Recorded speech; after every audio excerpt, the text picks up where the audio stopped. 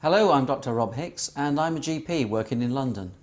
Scabies is a very contagious skin infection which causes intense itching all over the body.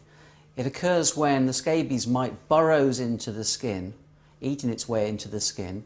It then in the burrow lays eggs which hatch, and of course when these hatch the new mites perpetuate the infection. Scabies is actually very common.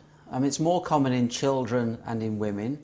It's more common that people get it from schools and those living in nursing homes because it's close proximity, close prolonged physical contact is how people catch scabies. It also tends to occur in the winter time, again because people are spending more time indoors in close proximity with each other. But I think it's very important to highlight that it's not related, or there's no scientific evidence relating it to poor living conditions or poor personal hygiene. Scabies, the mite will infect anybody, it doesn't mind.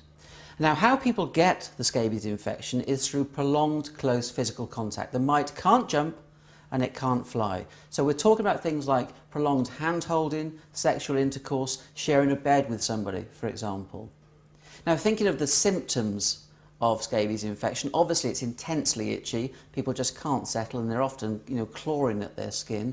This itch is worse at night and certainly after a hot bath or shower, and often you find red blotchy marks on the skin and the little lines where the mite has burrowed into the skin. Now all these things help the doctor diagnose scabies. If somebody says they've got intensely itchy skin where they can't get relief, you think, haha, could be scabies.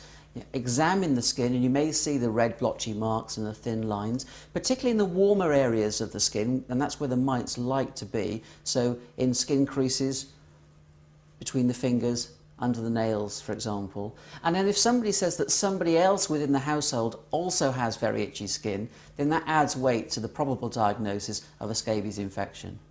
Now, it's good that treatment of scabies is relatively straightforward. We recommend using a cream that's put all over the body that contains an insecticide that kills the mite, and it's recommended that this treatment is repeated 7 days later so that any eggs that have hatched in the meantime also get killed by the insecticide treatment.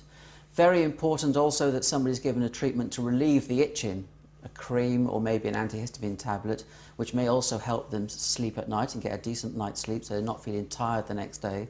Also very important that other members of the household are treated or sexual partners are treated, even if they haven't got symptoms, to reduce the risk of the person becoming infected again.